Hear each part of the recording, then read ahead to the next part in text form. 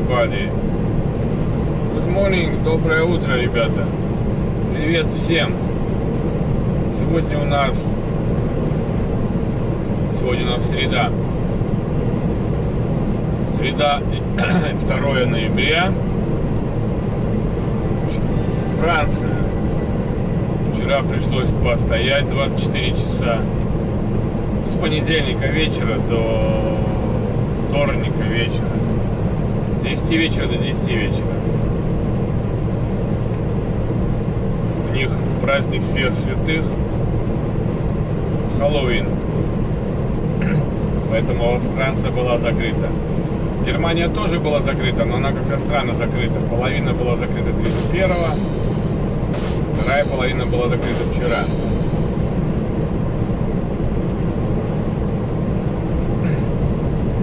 По сути, началась 5-я неделя моей 8-й каденции и работе на фиксе. Сразу хочу сказать относительно некоторых видео, которые вышли на моем канале. Под одним из них там у нас шел разговор с подписчиком относительно, что я сказал, что многие проверяющие говорят, до 14 минут не надо делать распечатку. Я, может, неправильно высказался. Это была мысль продолжена в начале там, что я говорил, что многие коллеги говорят. Дело в том, что многие коллеги говорят, действительно так и есть. Я часто это слышу от своих коллег, от друзей даже, что якобы их проверяли, проверяющий говорит, что до 14 минут можешь не делать. Не знаю, возможно, это правда, возможно, просто там настроение хорошее было или что-нибудь такое, еще не ясно. Переработка чего? Вождения или суточного времени рабочего? Это тоже разные вещи. Но я лично поступаю, и в том видео я тоже говорил, я всегда делаю распечатку и пишу. Более того, я даже делал распечатку, когда у меня в нули входил. То есть у меня рабочее время заканчивалось ровно, отработав ровно 15 часов. Ровно 00 я отработал ровно и закрыл смену. Такое у меня было дважды, вот в этой каденции. Ну, дважды как? Наверное, все-таки один раз. Второй раз у меня там 2 минуты было запаса. Вот. Поэтому я всегда делаю распечатку, независимо кто там, что там говорит мне. И пишу пояснение. Пояснение очень важно, кстати, ребята, написать пояснение правильно. В пояснении должна быть стоять дата, время, само пояснение и внизу подпись. Подпись обязательно. Ну и расшифровка, что это вы подписываете. Потому что бывали случаи, что все вроде в порядке, объяснение написано, но из-за того, что нету подписи расшифровки, человек был наказан. И это реально, это было. И это я знаю. Не от кого-то там на YouTube или там, а мне рассказывали достаточно известные мне, уважаемые мне коллеги, что вот из-за этой вот фигни была проблема. И был наложен штраф. Небольшой штраф, но и сам факт, что был наложен.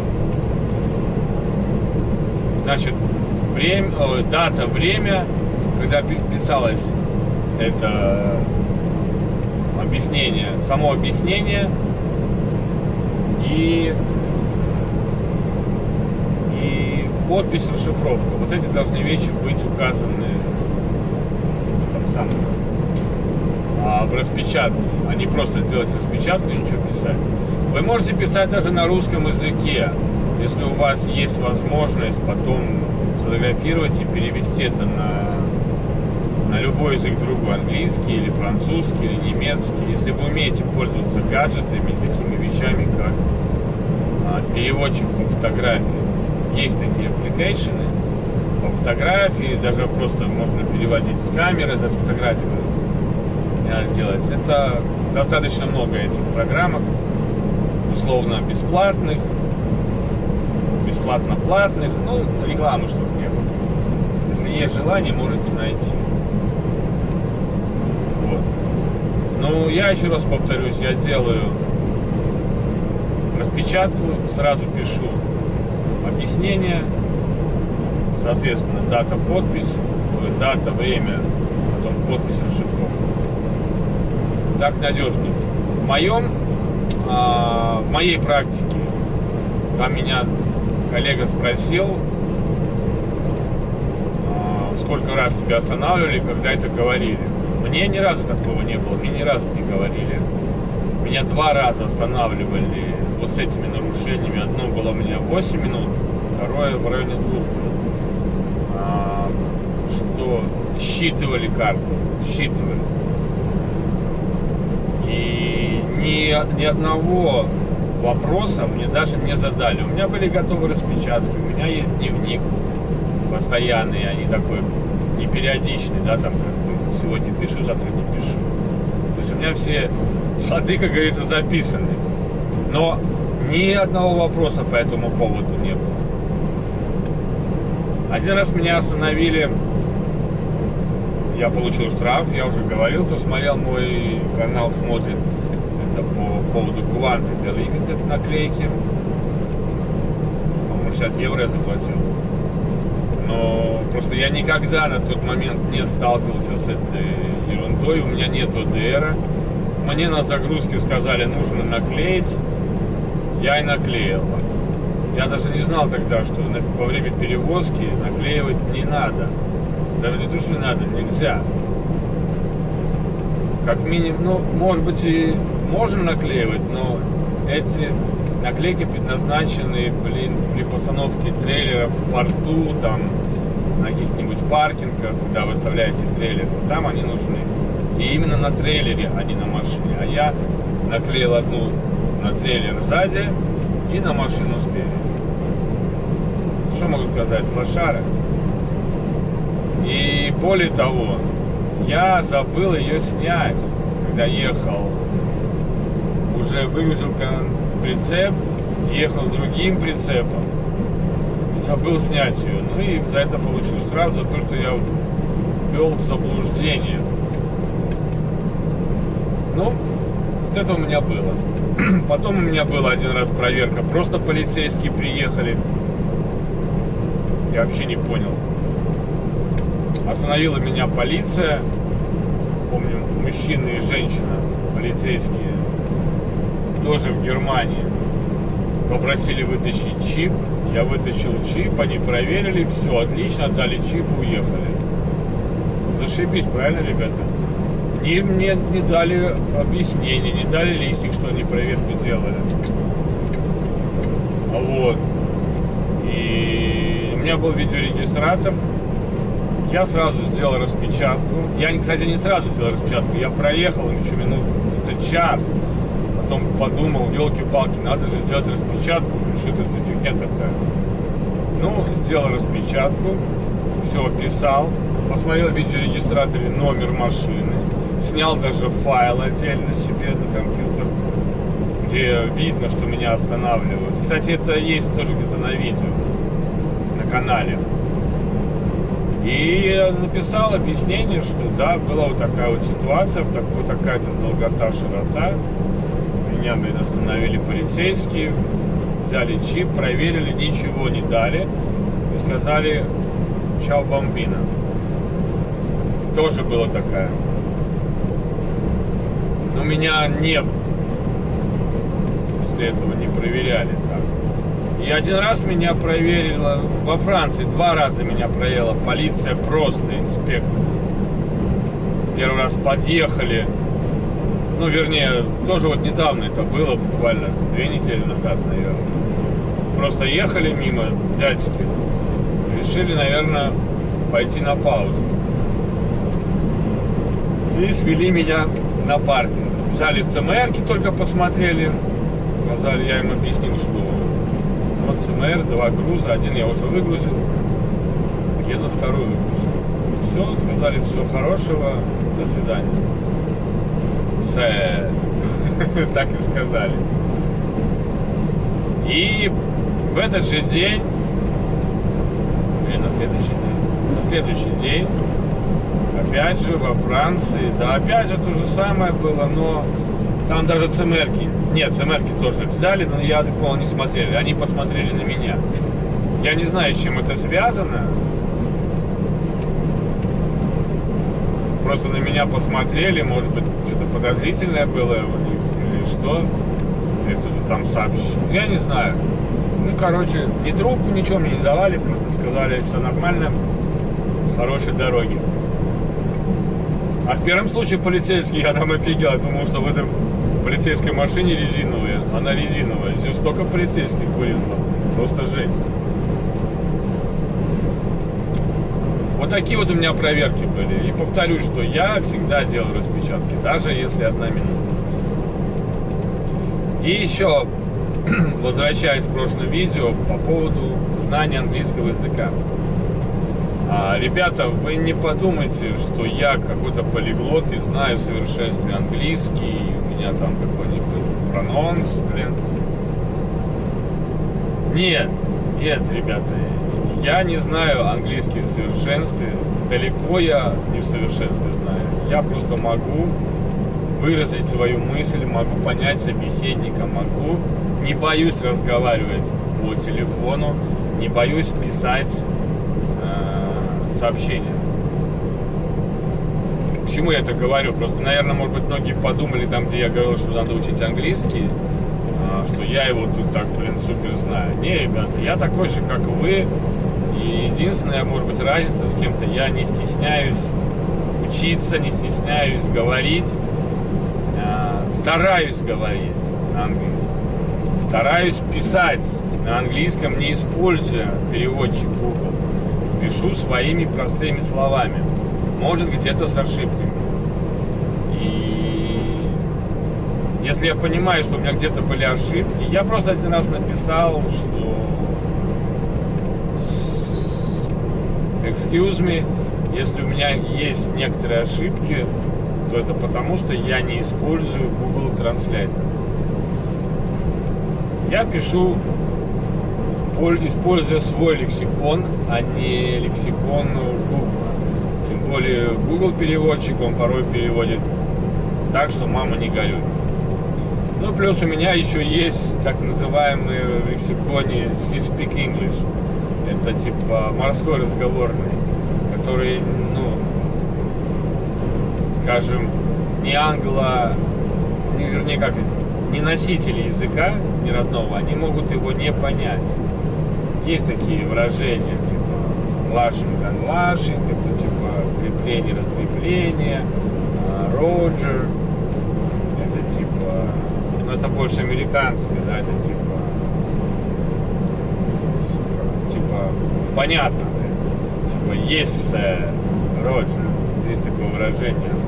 Еще есть, рассказывают некоторые такие словечки, да, которые мне, блин, пишет босс, что он меня не понял. Но потом я ему объясняю, что я имел в виду. Он тогда говорит, все окей.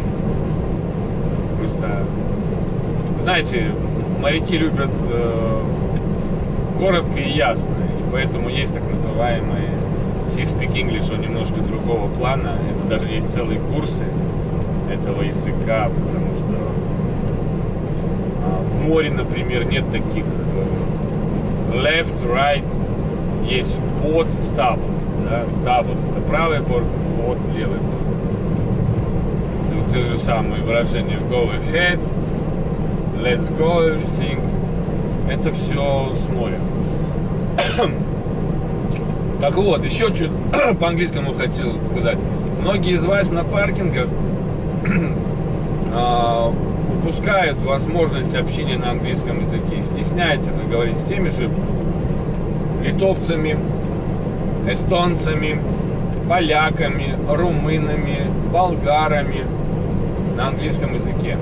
А я, например, не стесняюсь. И даже иногда, когда мне говорит поляк, особенно поляки, с чего-то вдруг да, я могу на русском говорить, я просто ему говорю, ну давай по-английски. Потому что таким образом вы тренируете. Вы тренируете не только свой разговорный, вы учитесь не стесняться. Вот это самое главное, вот это стеснение, его не должно быть, и тогда вы заговорите более-менее сносно. Вас будут понимать. То же самое, не стесняйтесь. Если вам нужно узнать, как работает фирма, что вы везете груз, да, а для этого нужно позвонить. Открыты они, не открыты, потому что диспетчер не всегда на связи, не всегда может вам ответить. Берете телефон фирмы и звоните. Да, конечно, это очень трудно предугадать, говорят ли там на английском языке, особенно Франция, там, Дания, Швеция. Но, в принципе, 75% говорят на английском языке. Приготовьте себе речь, текст себе в голове, можете записать на бумажке, что вы хотите от них. Вызубрите. Можете вызубрить. Не надо там кучу слов, сочинения, там, «Война и мир». Просто несколько слов, там, типа, «Добрый день, я вот везу вам груз, у меня сегодня назначена выгрузка, я могу приехать, там, скажем, в 5 часов, а до скольки вы работаете». Вот простое. И вы должны понимать, что вам могут ответить. Вам могут ответить, да, скажем, до 4, выгружать мы сегодня вас не будем, или окей, мы вас ждем, как приедете, сразу мы будем вас выгружать. В принципе, вот эти варианты. Либо, еще, вас выгрузят завтра. Бывает еще там такие варианты, что для выгрузки нужно приехать не позже там 2 часов дня. Вот эти варианты, в принципе, ожидаемы. Если вы ожидаете вот эти варианты, то вы уловите смысл, что они говорят. И если вы так будете проделать несколько раз по телефону, то вы наберете уверенность. Потому что, поверьте мне, тот человек, с которым вы общаетесь по телефону в данном случае, он вас не видел и, может быть, никогда не увидит. Потому что вы звоните не на склад, вы звоните наверняка в офис. То есть стесняться нечего. Заготовили, предварительно должны понимать, что вам ответят. И позвонили смело. Даже если вы не смогли объясниться. Положили трубку, еще раз что-нибудь продумали, еще раз позвонили. Вот говорю, главное не стесняться. И тренируйте свой язык на паркинге. Не ищите там, сразу, своих земляков, чтобы с ними общаться. Вот вы встали между... Вот, например, сегодня я стоял между испанской машиной и французской машиной. Мне нужно выезжать в 3 часа ночи. Очень узкий выезд. И мало расстояния до бордюра. Что проблема, да? Нужно, чтобы человек закрыл свое зеркало. Он справа француз, слева испанец. Испанец, по сути, должен был то же самое спросить у меня. Но он там, не знаю, пару раз выходил, я вообще думал, что его там нет. А вот с французом я познакомился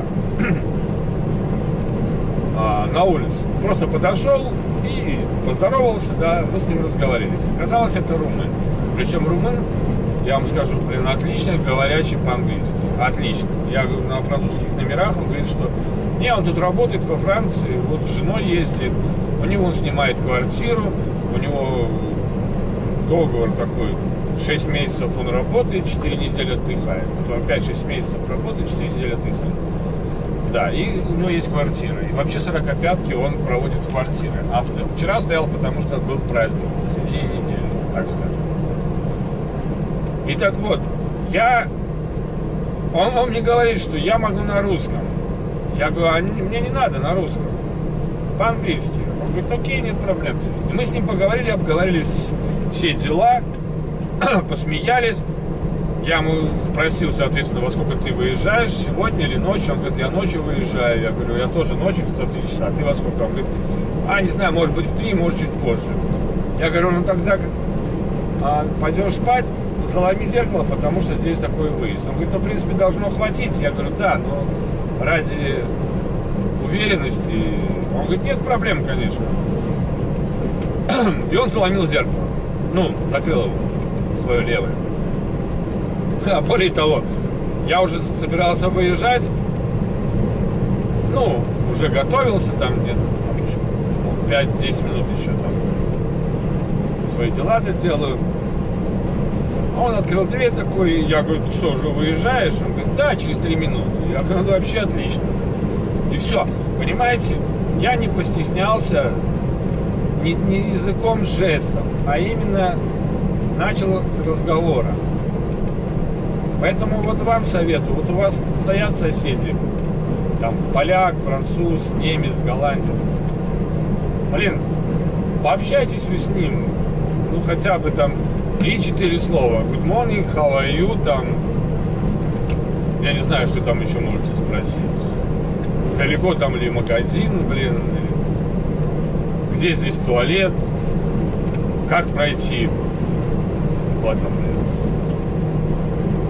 Как там было в этом фильме, помните? Бабушка. Как пройти библиотеку, да. Library. Просто вот буквально 2-3 слова на английском языке, если вы будете это делать на каждом паркинге, вы наберетесь смелости. А остальное придет само собой. Главное вот это. И еще раз повторю, ребята, я ни в коем случае не совершенствую английский язык. Я далеко не совершенствую, я просто не стесняюсь говорить. И когда я говорю, у меня почти весь свой лексикон я использую. Причем использую не так, что как бы... Нет, я, наверное, не так сказал. Я, наоборот, не использую весь свой лексикон. У меня есть какие-то фразы, которые вылетают автоматом. Но в этих фразах, в принципе, они не всегда повторяющиеся. Они бывают, в смысле, смысл фразы один, но построение слов немножко по-другому. И потом я смотрю на реакцию того, кто меня слушает, где я, может быть, сделал ошибку. Тогда, если я понимаю, что я как-то неправильно сделал вот эту фразу, да, построил, значит, надо делать ее по-другому. Вот так я практикуюсь разговор. Но так же само бывает, что меня не понимают, ничего страшного. Не понимают так, поймут по-другому, скажу по-другому, тогда понимают. То есть, может быть, у кого-то там сложилось мнение, что я тут учу, типа, учите английский язык, и сам якобы в совершенстве знаю. Нет, я не учитель, я скажу так, что я вот лет 12-13 назад знал язык английский намного лучше, потому что когда работал на Irish Ferry, там нужно было говорить только на английском языке в присутствии пассажиров, членов экипажа, англичан, да, там, или ирландцев. Когда между собой общались, тогда на своем языке, а так строго только английский. И там доходило до того, что даже сны снились на английском языке. Это было, но я к этому еще так не вернулся, потому что нету постоянной практики, а там была постоянная практика. И тем более там у меня еще должен был, как кватермастер, я постоянно на мосту был, рулевой основной и работа с пассажирами. А также у меня была обязанность проводить формализейшн. Формализейшн — это то, что вот, когда вы приходите на новое место работы, ну, я не знаю, как в компаниях наших, да, у нас этого не встречается, драйверов. Если вы помните, я про свое поколение, ребят, говорю, приходя на работу, вы проходили технику безопасности. Вот формализейшн — это то же самое. Я в течение 24 часов должен был провести с новичками, которые первый раз прибыли на этот пароход. И неважно, кто это.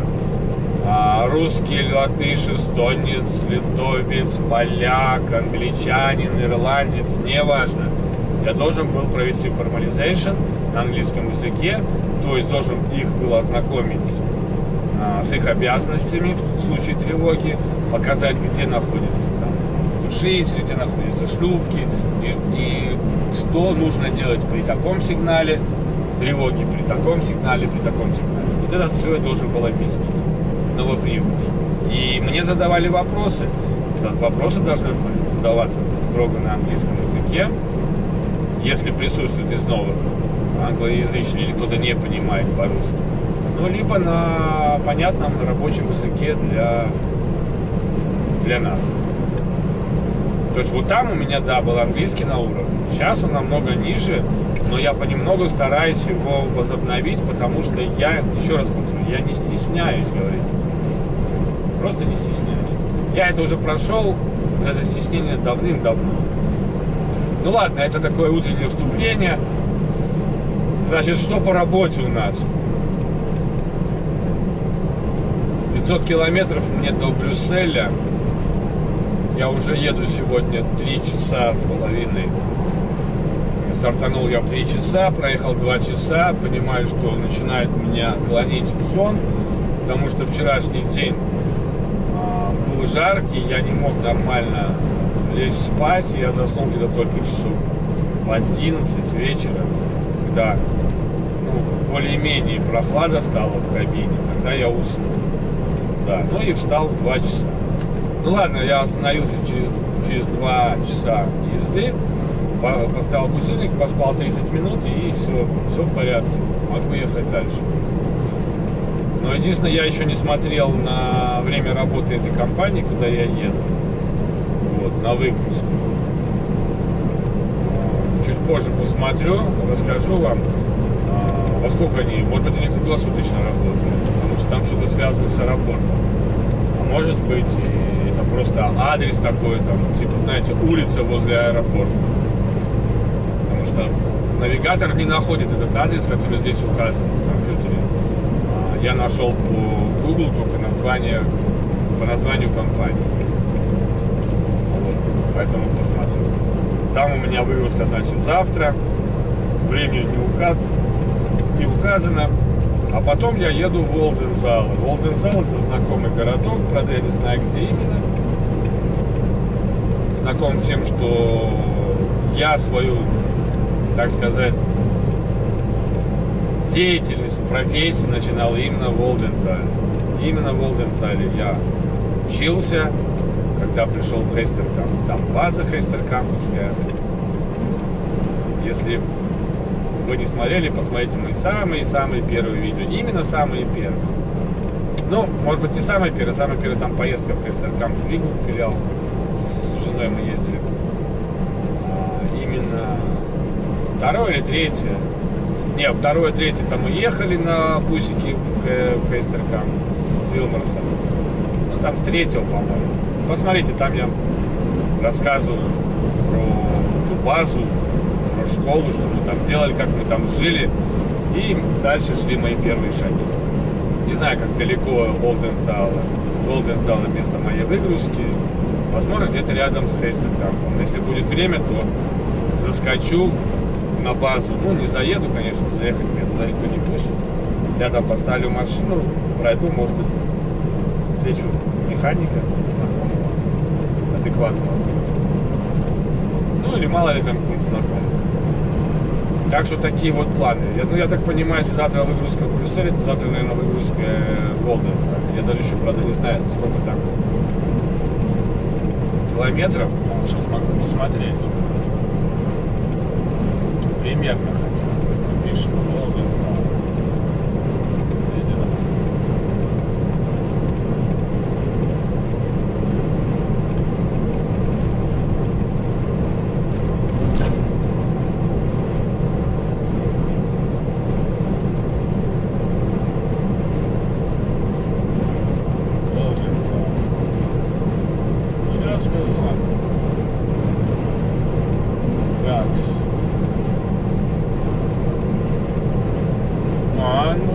Так, 780, 290 километров. 290 километров. Ну, возможно, там и будет тоже. Все будет завтра. В зависимости, как меня примет Брюссель.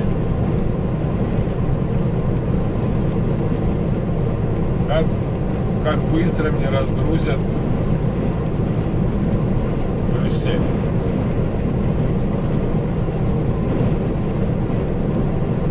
По поводу сегодняшней езды. Он мне пишет 495 плюс 6 часов. Это, конечно, врет, блин, 6 часов. 490. Я считаю по 80 километров в час. Это 6 часов и еще 6,5 часов езды только. Плюс 1,45. Это 7,5 часов. Я уже еду 3 часа. Я по-любому туда сегодня не приеду. Думаю, что я не буду делать десяточку.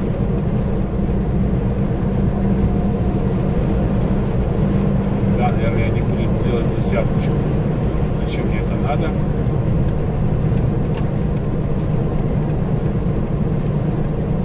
Пусть пригодится, потому что толку. Ну, все зависит, я говорю, я посмотрю, как они работают. Что еще я хотел сказать? Десяточку. Последний раз я ехал, я, кстати, проехал почти 15 часов. То есть я, наверное, одну десяточку использовал. Ой, не десяточку, а 15 в эту неделю. Вот я потом постоял 24 часа. Если 24-ка обновила неделю, то типа с этой недели тогда я должен делать 45-ю. Но я не буду так делать. 24-ка должна быть сделана на этой неделе. В понедельник я начал работу, сколько там? В 7:50, в 6:50. Значит, должен закончить в воскресенье в 6:50. И встать на 24-ку. Нормально. Тогда будет. Потому что, еще повторю, вчерашний день у меня вылетел из зарплатного листа. Я стоял, не работал, значит просто так, бесплатно, блин, ел свою еду.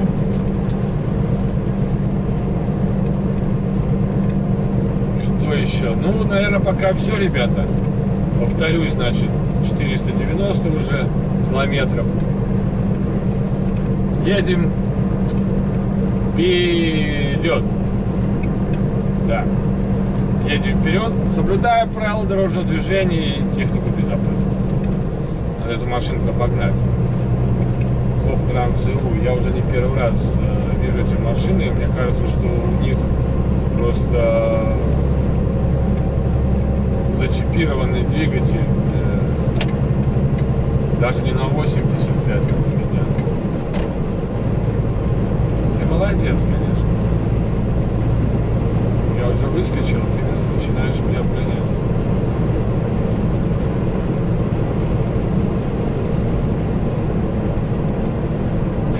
Я начал, вот видите, поехала Ренуха. Я начал обгонять этого раньше, чем его. Он после меня выскочил, еще мне фарами мигает, типа, блин. Наглый тип! Наглец!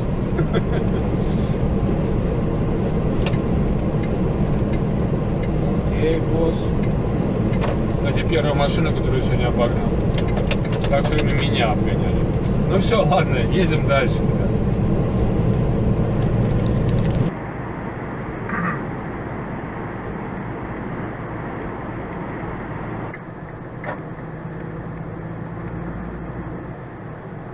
Держитесь правой стороны.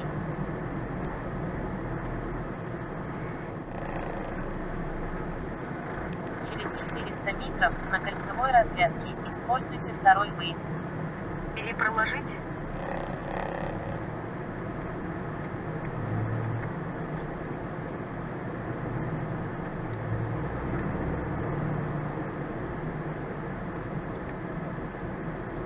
Плавно поверните налево.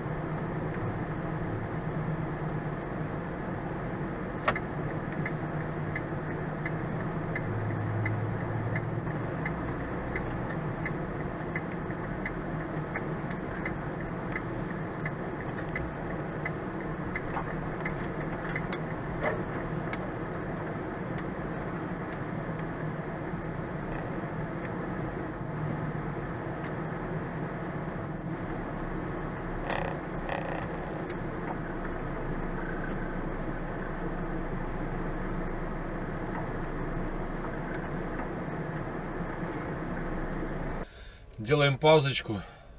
Потом последний рывок. До стояночки. Тут такой паркинг интересный. Перестраивается шелка, походу. Чтобы сходить в магазин, нужно кругаля давать. О, Эвелс едет. Фух. Как бы все в порядке. Единственное, но хочется добавить в этой фирме, вот, в отличие от Heisterkamp, по-моему, нету Wi-Fi. Вот я не знаю, на базе есть Wi-Fi или нету Wi-Fi на базе, но, по-моему, нету. Приходится тратить свой трафик. В Голландии обычно на шелках есть интернет. А вот здесь все даже есть очень далеко, наверное. Посмотрим сейчас.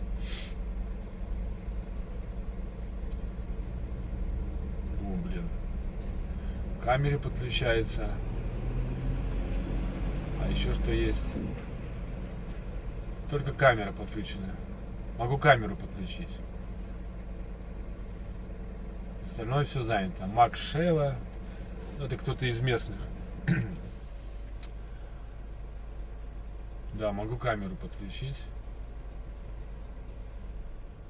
Нет подключения к интернету.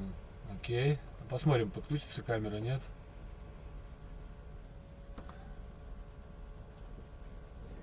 Ну вот хоть тут на паркинге вот туалет есть. Прямо сразу, кстати. Хоть этого не лишили людей. А то люди заходят, и надо туда идти, куда-то вдаль. Оказывается, вот тут туалет есть. Ну да, вот подключилась камера моя. Видно, как я с вами разговариваю. Ладно, отключим. Ой. Вот это да, вот это минус большой. Но надо узнать, может точно на базе есть интернет у них? Где-нибудь. Потому что как-то уже, блин, многовато тратится.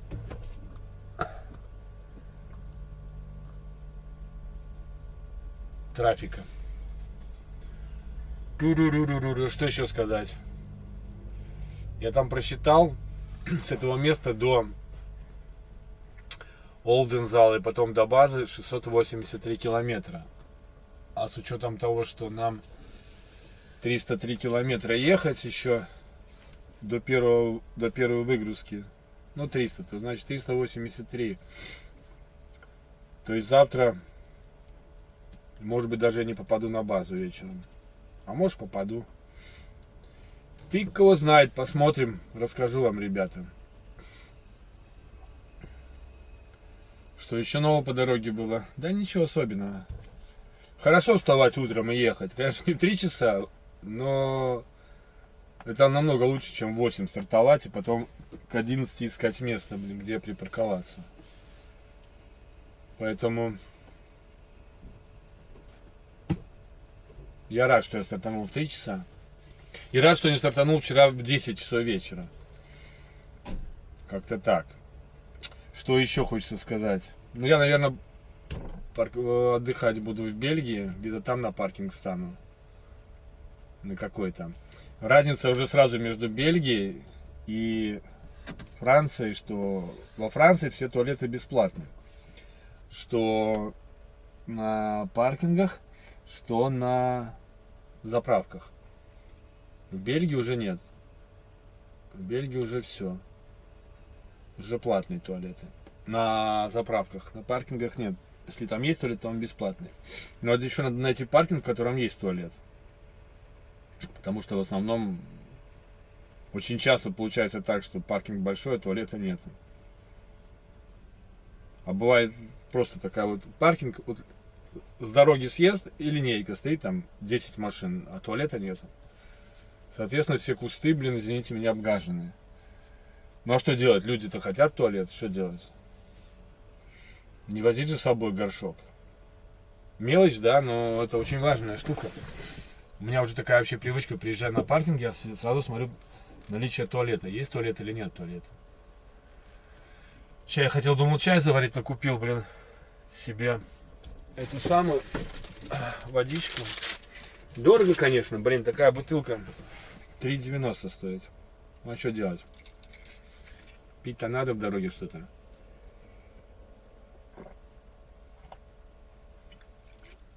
У меня уже вода заканчивается. Одна бутылка осталась, 1,5. И все, воды больше нету. Нужно просто, когда приеду на базу, быть, блин, не знаю, более настойчивым или что, блин, сказать, мне нужно в магазин, у меня нечего вообще, ни еды нету, ни питья. Сесть в машину и поехать. Как-то так. Ладно, сейчас еще отдохну. Сколько мне еще? 20 минут. И поеду дальше, ребята. Часика 3. Я еще могу ехать? Кажется. Сейчас посмотрю, кстати, сколько я еще могу ехать. Вот где мои ключики.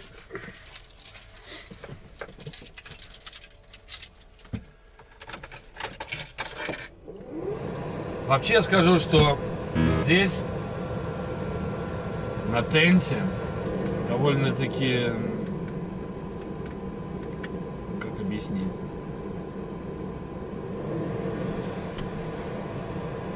по сравнению с Walking Floor, да, вот с этими полами движущимися, на Тенте здесь тяжелее работать. Здесь почему-то диспетчер, блин, нагружает тебя такими вещами, которые ты не должен делать. Почему я должен искать рохлю? Почему я должен передвигать груз, причем передвигать, можно сказать, весь груз, понимаете? Не 2 палета там, а 10 палетов менять местами. Почему-то я должен вот это решать. И тем более я такой человек, я просчитываю ситуацию наперед. И мне вот эта вот вещь не нравится. Когда задаешь вопросы, а тебе ответов нет. Даже в данный момент у меня следующая выгрузка в Брюсселе. И груз они должны были поставить последним. Почему я должен решать? Я задаю вопрос, какой первый будет выгрузка, пишет в Брюсселе. Я говорю, что опять теперь груз, блин, для Олдензала идет назад. Ответа не последовало. Я написал, что, блин, ребята, блин, извините меня, я тратил последние свои 15 евро наличных. Дал еще презент из своих заначек, чтобы ребята взяли и вытащили груз на Брюссель, засунули Олдензал и поставили на Брюссель. Ответа нету. Причем интересно, до этого они готовы были заплатить фирме какой-то 200 евро за то, что они там переставят груз. Там тогда, да, тогда бы я выгрузил бы хотя бы один французский груз, да. Но сам факт, они готовы были, а тут мне не отвечают. Но я надеюсь, что они мне вернут хотя бы 15 евро моих. Просто если этого не произойдет, ребята, адью, больше, чтобы я проявлял инициативу за свой счет, нет, так не пойдет. В Крайстеркампе, если была какая-то проблема, я звонил диспетчеру, и диспетчер решал эту проблему. Так, я могу еще ехать, по сути, 4 часа 10 минут. Это что была десятка, но она мне не нужна. Так вот, в Крайстеркампе я звонил диспетчеру и говорю, такая-то проблема. Если он начинал мне нагружать ищи рохлю, я говорил, блин, я ничего искать не буду. И все, решайте сами эту проблему.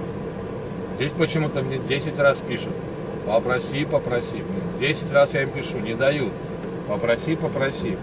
Раскрепи, закрепи. Вот это и такая фигня. И ты себя чувствуешь, как будто ты виноват в этой ситуации, что она не разрешается. Ну, я понимаю, что и фирма не виновата, что я привез груз 27 октября на выгрузку, первый, который стоял сзади.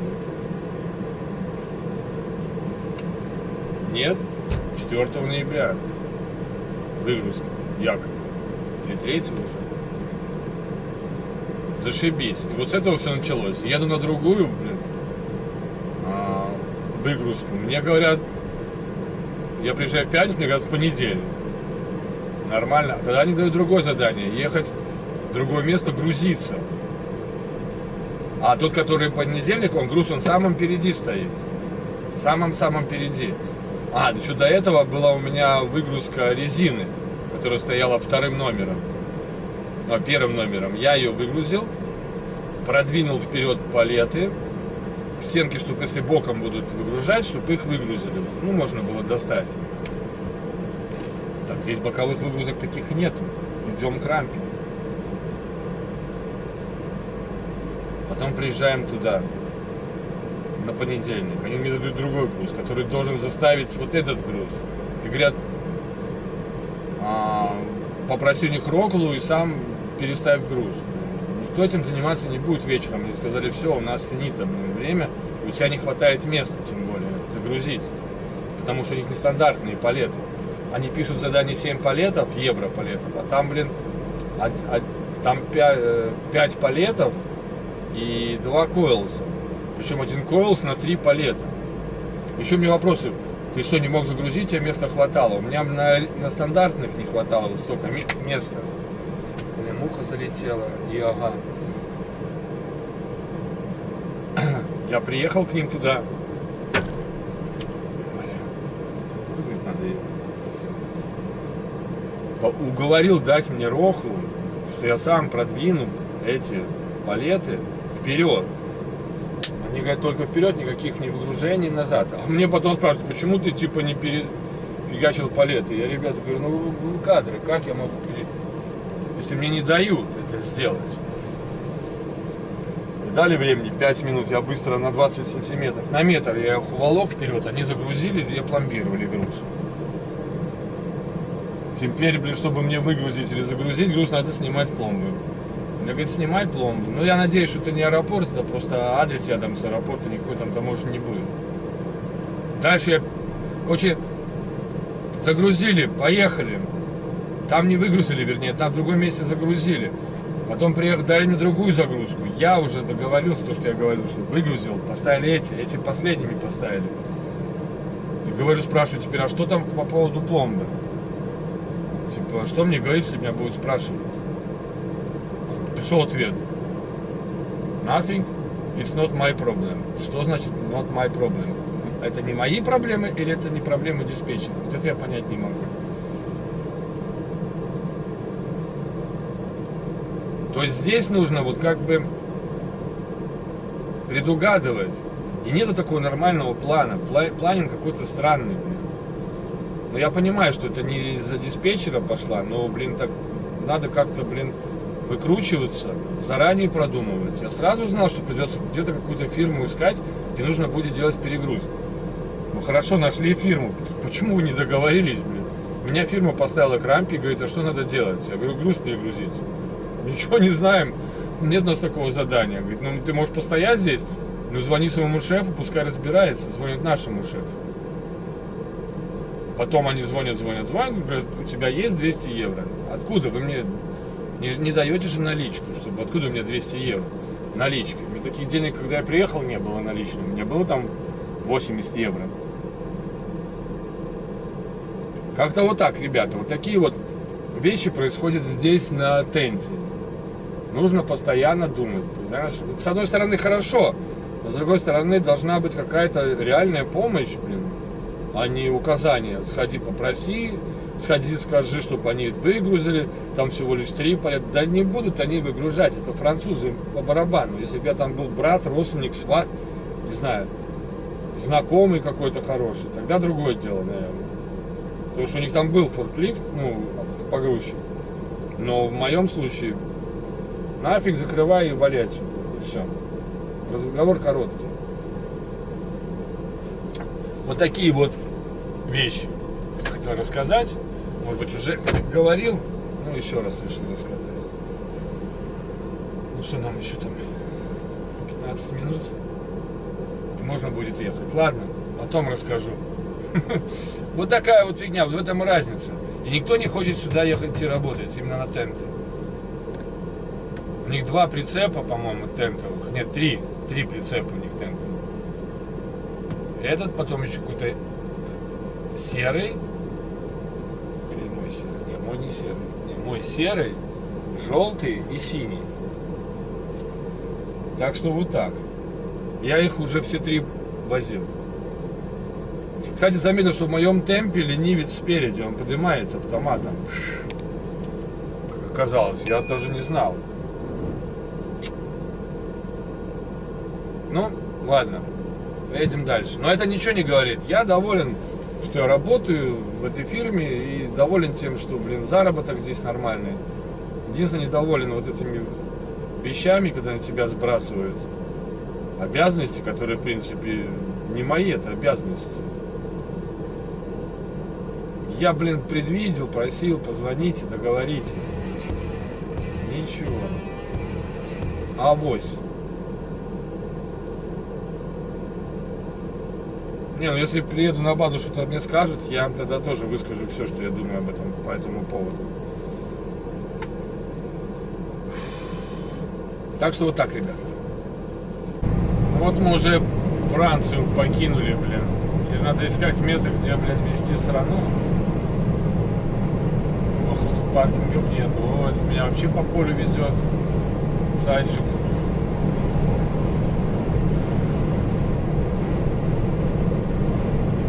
Надо будет дома заняться картами, новые карты поставить на Сайджик, на Егошке, То вот такая байда, Надо пробовать переделать. Карты-то есть новые уже в интернете, лазят. У меня была возможность Сайджик сделать, оригинальные, там, 60 евро за год. Я так пока не решаюсь.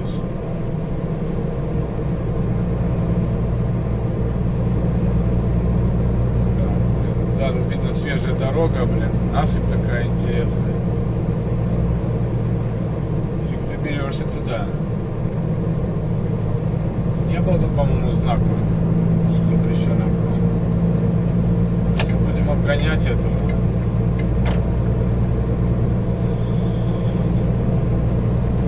Два даже, не один. Тяжеловесы. Крупногабаритные. Ой, не как тяжелые, вернее, так скажем. Габаритные они.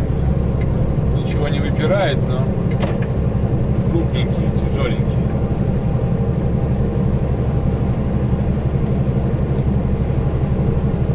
Ищем. И диспетчер тоже уже такой прислал, поскольку я буду в Брюсселе, я прислал, могу по GPS в 3 часа чистой езды.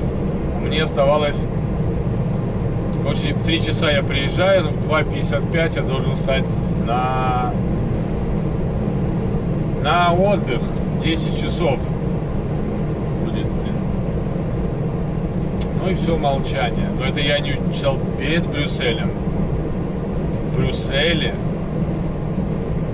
Так что, сори. Я думаю, что я поеду по максимуму до Брюсселя, если мне такие вопросы задают.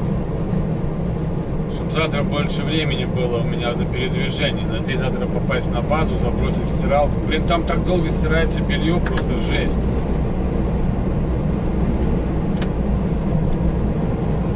Полтора часа стирается, 1,5 часа сушится, и не высохнет. И сгонять обязательно надо будет мне, в магазин. Это просто, кровь из носа.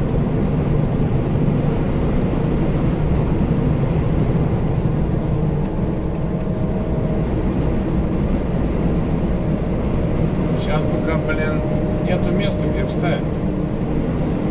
На дороге остановиться точно не буду,